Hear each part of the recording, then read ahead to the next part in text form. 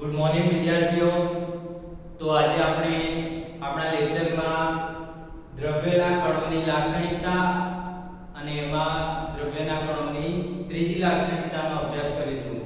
વિદ્યાર્થી મિત્રો, આગળ આપણે દ્રવ્યના કણોની લાક્ષણિકતા તો એમાં પ્રથમ લાક્ષણિકતા કે દ્રવ્યના કણો વચ્ચે ખાલી સ્થાનો રહેલા છે એનો અભ્યાસ કર્યો। તેના પછી દ્રવ્યના કણો તો દ્રવ્યના કણો સતત ગતિશીલ છે તો એ લાક્ષણિકતાનો અભ્યાસ કર્યો।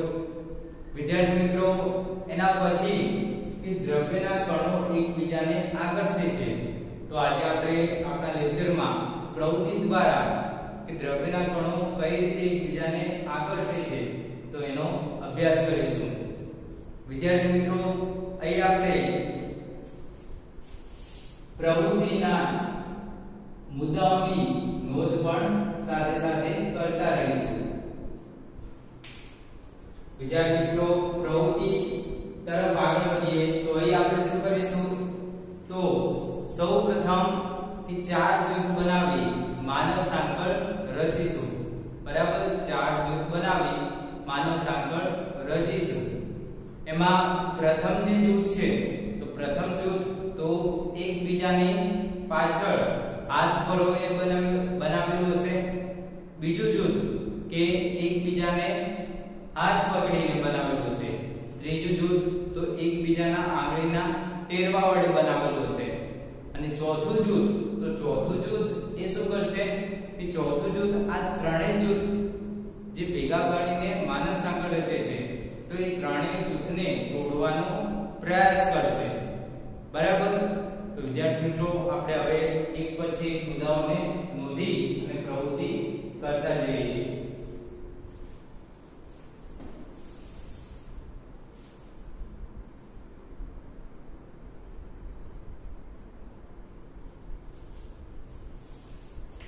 તો વિદ્યાર્થી મિત્રો, પ્રથમ તો ચાર જૂથ બનાવી મેદાનમાં માનવ સાંકળ રચો। હવે એમાં એ જે પ્રથમ જૂથ છે તો પ્રથમ જૂથ તો ઈદુ મિસ્મી નૃત્યકાર ની જેમ એકબીજાને પાછળથી હાથ પરોવીને બનાવો।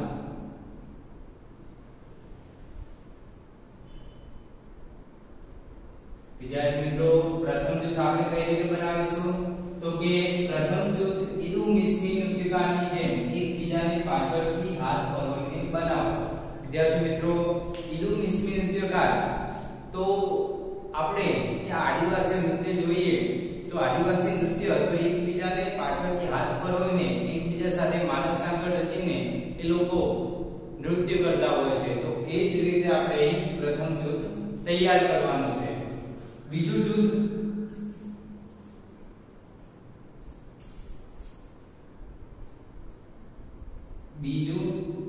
જૂથ એકબીજાના હાથ પકડીને માનવ સાંકળ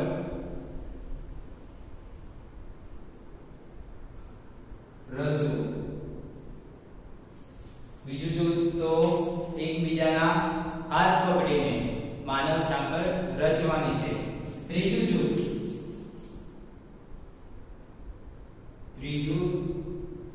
જૂથ તો એકબીજાની આંગળીના ટેરવા અડકીને માનવ સાંકળ રચો।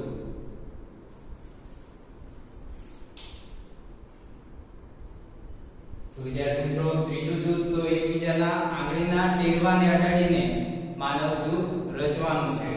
ચોથું જૂથ શું કરશે? તો ચોથું જૂથ આ ત્રણેય જૂથને તોડવાનો પ્રયત્ન કરશે અને બને તેટલા નાના જૂથમાં વહેંચવાનો પ્રયત્ન કરશે. તો ચોથું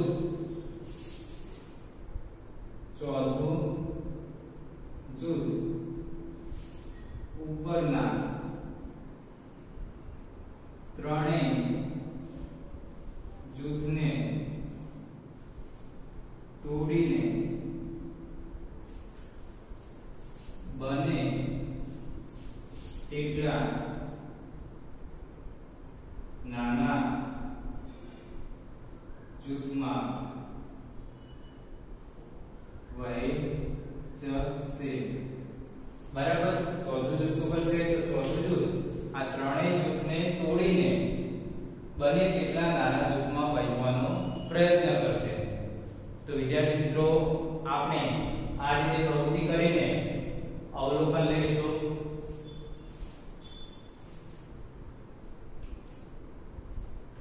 તો અહીં આપણે નોંધીશું કે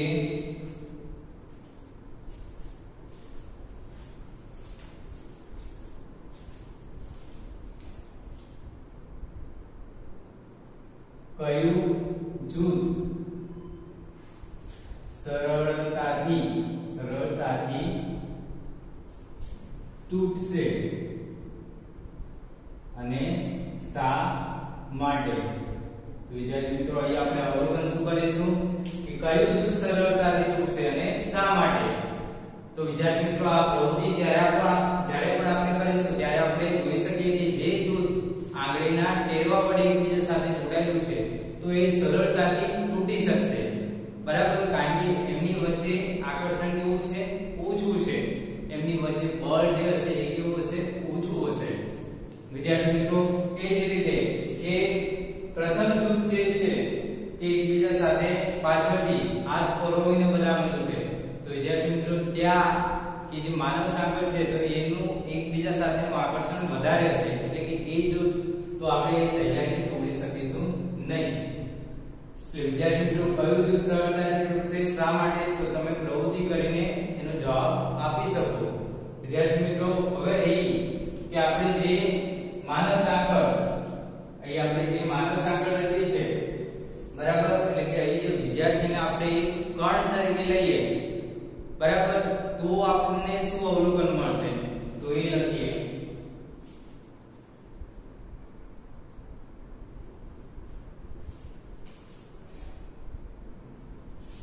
કે દરેક વિદ્યાર્થીને દ્રવ્યના કણ તરીકે લઈએ તો કયા જૂથમાં દ્રવ્યના કણો વચ્ચે બળ વધારે હશે? તો વિદ્યાર્થી મિત્રો, કે દરેક વિદ્યાર્થીને આપણે દ્રવ્યના કણ તરીકે લઈએ તો કયા જૂથની અંદર એ દ્રવ્યના કણો એ મહત્તમ બળથી જકડાયેલા છે, એટલે કે બળ વધારે હશે ત્યાં. તો વિદ્યાર્થી મિત્રો, જ્યારે પણ આપણે પ્રવૃત્તિ કરીએ કે જ્યારે પ્રથમ જૂથ આપણે જે તૈયાર કરેલું છે કે કીધું નિસ્મિનૃત્યકાંડી જેવું, તો એ જૂથની અંદર કે આકર્ષણ કેવું હશે? વધારે હશે. એટલે કે મહત્તમ બળથી સંકળાયેલા હશે. એટલે કે કયા જૂથમાં? તો જે પ્રથમ જૂથ છે તો એની અંદર આપણે એ મહત્તમ બળથી સંકળાયેલા હશે એકબીજા સાથે. વિદ્યાર્થી મિત્રો, એ જ રીતે જે ત્રીજું જૂથ છે તો એની અંદર આકર્ષણ ઓછું છે. એટલે કે ત્યાં બળ પણ કેવું હશે? ઓછું હશે. તો વિદ્યાર્થી મિત્રો, કે આપણે આ પ્રવૃત્તિ દ્વારા જાણી શકીએ કે દ્રવ્યના કણો, બરાબર, પહેલા તો આપણે શું લીધું કે અહીં માનવ સાંકળ રચી છે, બરોબર, વિદ્યાર્થીઓનું જૂથ તૈયાર કર્યા છે અને એક માનવ સાંકળ રચી છે. પરંતુ છેલ્લે આપણે શું કહ્યું કે દરેક વિદ્યાર્થીને દ્રવ્યના કણ તરીકે લઈએ, દરેક વિદ્યાર્થીને દ્રવ્યના કણ તરીકે લઈએ તો કે કયા જૂથની અંદર આકર્ષણ વધારે હશે, એટલે કે મહત્તમ બળ દ્વારા એ જકડાયેલા હશે, તો એના દ્વારા આપણે જાણી શકીએ કે દ્રવ્યના કણો તો એકબીજાને આકર્ષે છે. બરાબર વિદ્યાર્થી મિત્રો, આ લાક્ષણિકતાની અંદર આપણે બીજી પ્રવૃત્તિ લઈએ. પ્રવૃત્તિ નંબર પણ આપણે સાથે સાથે આપતા રહીશું.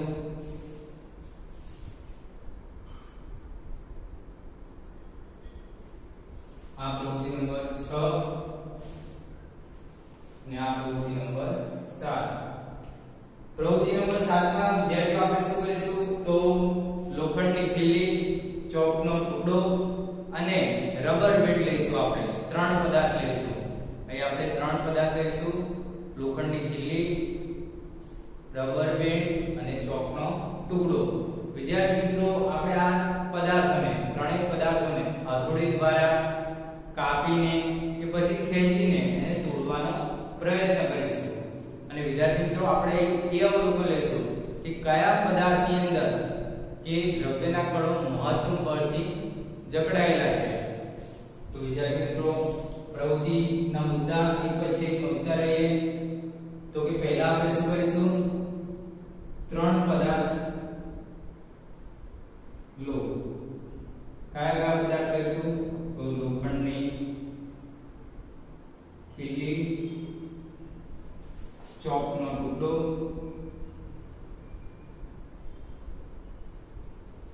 અને રબર બેન્ડ.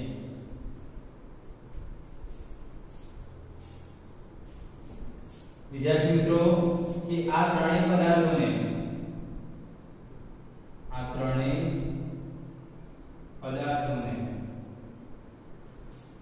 હથોડી દ્વારા કાપીને કે ખેંચીને તોડવાનો પ્રયત્ન કરો. વિદ્યાર્થી મિત્રો, અહીં આપણે શું અવલોકન લઈશું કે કયો પદાર્થ સરળતાથી તૂટી જાય છે, એટલે કે કયા પદાર્થની અંદર આકર્ષણ ઓછું છે અથવા તો કયા પદાર્થની અંદર આકર્ષણ સૌથી વધારે છે, એટલે કે કયા પદાર્થની અંદર બળ સૌથી વધારે છે.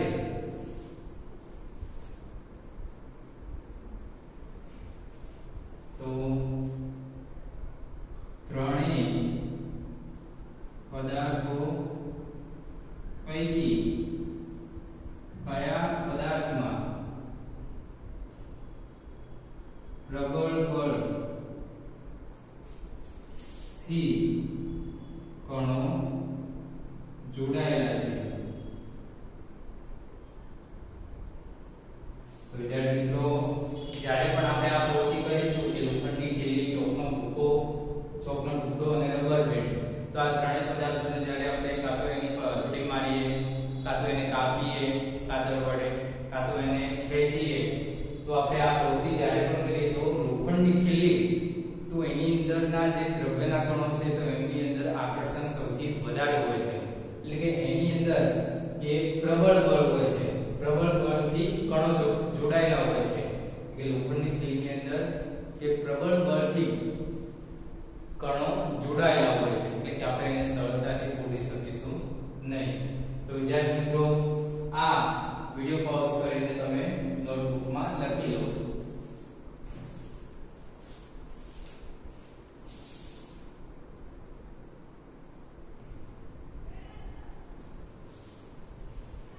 વિદ્યાર્થી મિત્રો, દ્રવ્યના કણો એકબીજાને આકર્ષે છે.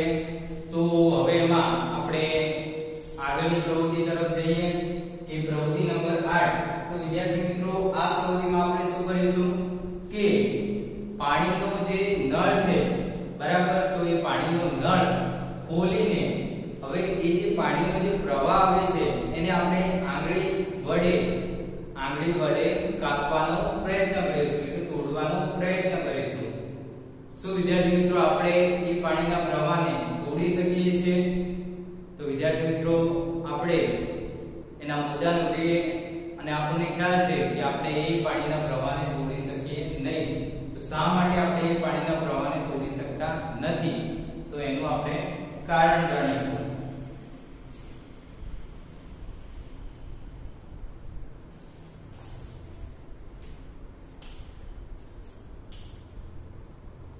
કે પાણીનો નળ ખોલીને આંગળી વડે પાણીના પ્રવાહને અટકાવવાનો પ્રયત્ન કરો. શું કરવાનું છે વિદ્યાર્થી મિત્રો? તો પાણીનો નળ ખોલીને જે પાણીનો પ્રવાહ છે એને આપણે આંગળી વડે અટકાવવાનો પ્રયત્ન કરીએ અથવા તો તોડવાનો પ્રયત્ન કરીએ. તો વિદ્યાર્થી મિત્રો આપણે શું એ પાણીના પ્રવાહને અટકાવી શકીએ? શું પાણીના પ્રવાહને આંગળી વડે અટકાવી શકાય છે?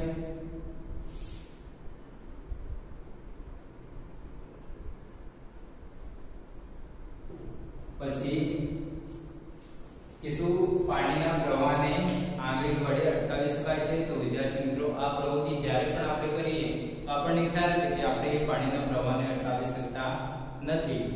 શા માટે? તો વિદ્યાર્થી મિત્રો એની વચ્ચે એટલે કે પાણીનો જે પ્રવાહ છે એટલે કે એમના જે કણો છે તો એ કણો વચ્ચે પ્રબળ આકર્ષણથી જોડાયેલા હોય છે. એ કણો એકબીજા સાથે પ્રબળ આકર્ષણથી જોડાયેલા હોય છે એટલે કે એમની પાસે જે બળ છે તો એ બળ વધારે છે ત્યાં, એટલે આપણે તેને અટકાવી શકાતા નથી.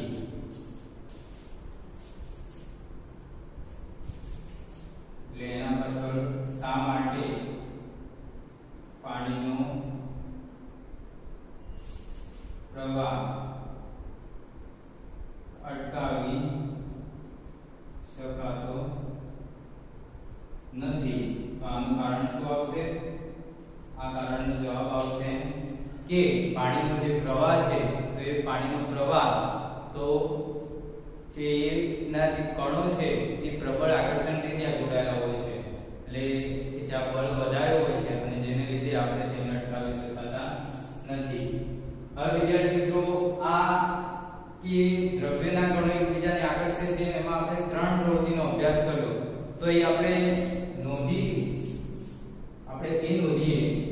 કે દ્રવ્યના કણો વચ્ચે આકર્ષણ બળ છે.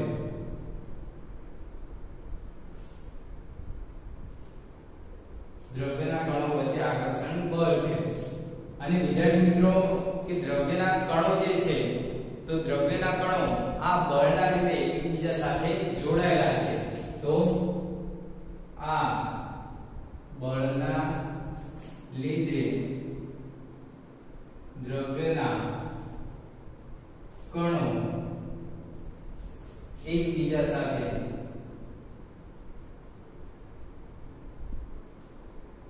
જોડાયેલા છે.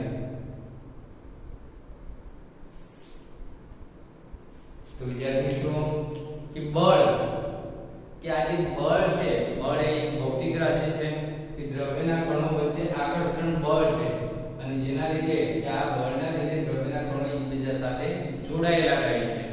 બરાબર વિદ્યાર્થી મિત્રો? અને આ જે બળ છે તો કોઈ પણ દ્રવ્ય લઈએ તો શું બળ એક જ જેવું હશે? તો વિદ્યાર્થી મિત્રો ના. તો આ જે બળ છે તો એક કરતા બીજા દ્રવ્યની અંદર આ બળની જે આકર્ષવાની ક્ષમતા છે તો એ વધારે કે ઓછી હોઈ શકે છે.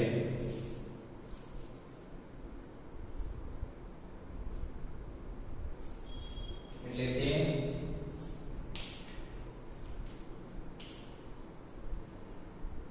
એક કરતા બીજા દ્રવ્યમાં આ આકર્ષણ બળ વધારે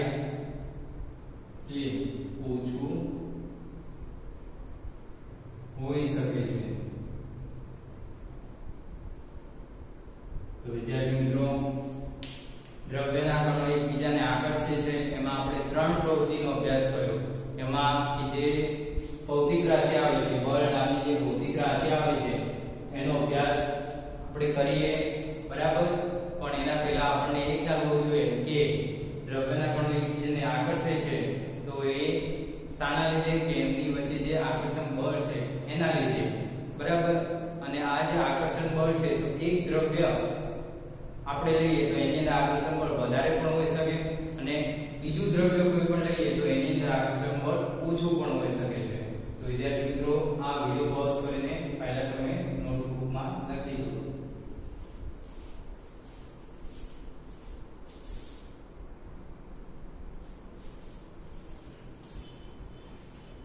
વિદ્યાર્થી મિત્રો તો આપણે દ્રવ્યના કણોની લાક્ષણિકતા તો એનો અભ્યાસ કર્યો. પ્રથમ લાક્ષણિકતા કે દ્રવ્યના કણો વચ્ચે ખાલી સ્થાનો રહેલા છે.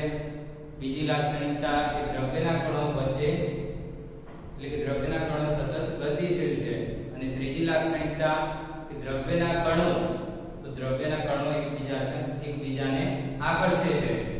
વિદ્યાર્થી મિત્રો હવે કે દ્રવ્યના કણો એકબીજાને આકર્ષે છે તો ત્યાં આપણે એક ભૌતિક રાશિ બળ, તો હવે બળ એટલે શું? તો વિદ્યાર્થી મિત્રો બળ એટલે શું? તો રોજિંદા જીવનની અંદર આપણે કોઈ પદાર્થ અથવા તો કોઈ વસ્તુને જોતા હોઈએ છીએ તો એ પદાર્થ અથવા તો એ વસ્તુ કાં તો ગતિ કરતી હોય છે અથવા તો એ સ્થિર હોય છે. એટલે કે એક સ્થિર વસ્તુને ગતિમાં લાવવા કે ગતિમાં રહેલી વસ્તુને અટકાવવા કંઈક ક્રિયા પ્રતિક્રિયા કરવી પડે છે. આ ક્રિયા પ્રતિક્રિયા એટલે બળ. વિદ્યાર્થી મિત્રો એ ખાસ ધ્યાનમાં રાખજો કે પદાર્થ અથવા તો વસ્તુ આપણે લઈએ તો એ પહેલા તો સ્થિર હોય છે, બરોબર.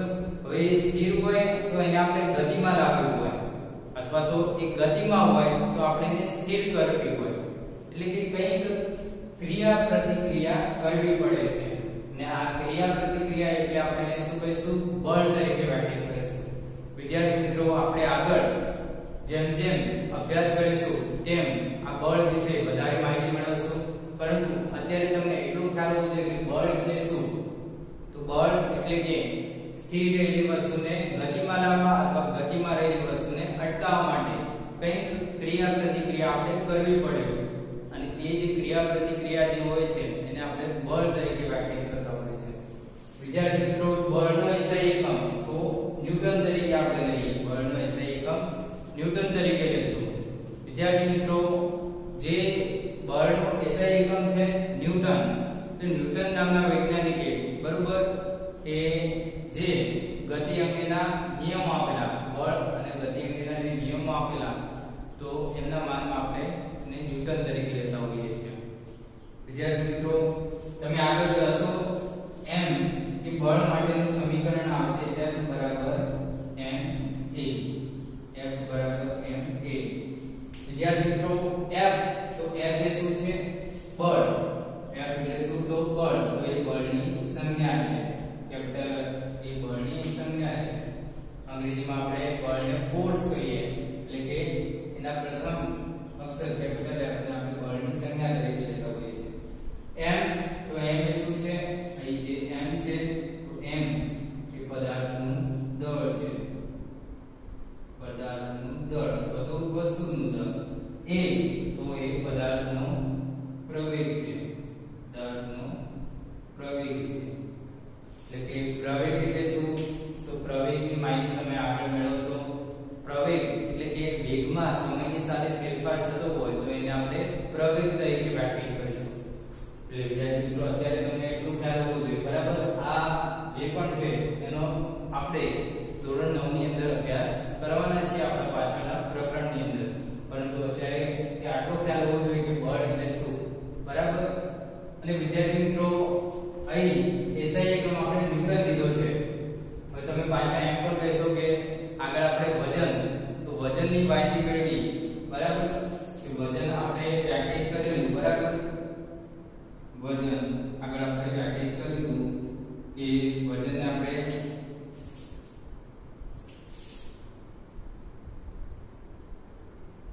વ્યાખ્યાયિત કરેલું. તો વજન માટે પણ સમીકરણ શું લખ્યું? વજન માટે પણ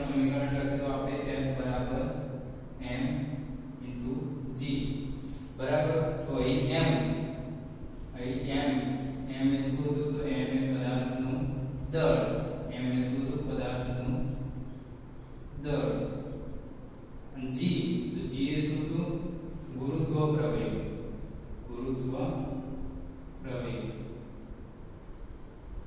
એટલે કે જે F બરાબર mg લઈએ તો ત્યાં m એ પદાર્થનું દળ હતું અને g એ ગુરુત્વ પ્રવેગ એટલે કે ગુરુત્વાકર્ષણ બળને લીધે બરોબર કે આપણે ગુરુત્વાકર્ષણ બળ વજન એટલે શું તો પદાર્થ પર લાગતા પૃથ્વીના ગુરુત્વાકર્ષણ બળને પદાર્થનું વજન કહેવાય એટલે કે ત્યાં આપણે ગુરુત્વાકર્ષણની ચર્ચા કરતા હોઈએ કે જે પ્રવેગ હશે એ પ્રવેગ કયો હશે તો ગુરુત્વ પ્રવેગ હશે અને આપણે પૃથ્વી પર હોઈએ બરાબર આપણે પૃથ્વી પર રહીએ છીએ એટલે કે પૃથ્વી પર દળ અને વજન તો એ બંનેના એકમ આપણે સમાન લઈ શકીએ છીએ બરાબર કારણ કે પૃથ્વી પર તો દળ બરાબર વજન આપણને મળશે વજન માટેની સંજ્ઞા આપણે શું લઈશું w તરીકે લઈશું બરાબર એટલે કે વજન એટલે શું તો એને આપણે w સંજ્ઞા વડે દર્શાવીશું એટલે એ ખાસ ધ્યાન રાખવાનું કે આપણે આ જ સમીકરણ w બરાબર mg પણ લખી શકીએ w બરાબર mg પણ લખી શકીએ છીએ તો વિદ્યાર્થી મિત્રો વજનનો એકમ તો વજનનો SI એકમ પણ શું આવશે વજનનો SI એકમ પણ ન્યૂટન આવશે તો વજનનો SI એકમ શું થશે એ લખીએ SI એકમ તો એ પણ આપણે શું લીધેલો વજનનો SI એકમ પણ ન્યૂટન લીધેલો એટલે એ ખાસ ધ્યાનમાં રાખવાનું કે પૃથ્વીની સપાટી પર હોઈએ તો દળ અને વજન એટલે કે એ બંનેના એકમ આપણે કિલોગ્રામ લઈ શકીએ પણ પૃથ્વીની સપાટી પરથી કે બીજા કોઈ ગ્રહ પર જઈએ બરાબર તો એનો એકમ આપણે શું લેતા હોઈએ છીએ ન્યૂટન એટલે કે વજનનો એકમ પણ ન્યૂટન છે બરાબર તો એ બંને વચ્ચે તમારે ધ્યાનમાં રાખવાનું વિદ્યાર્થી મિત્રો વિડિયો પોઝ કરીને આ માહિતી તમે નોટબુકની અંદર ઉતારી લો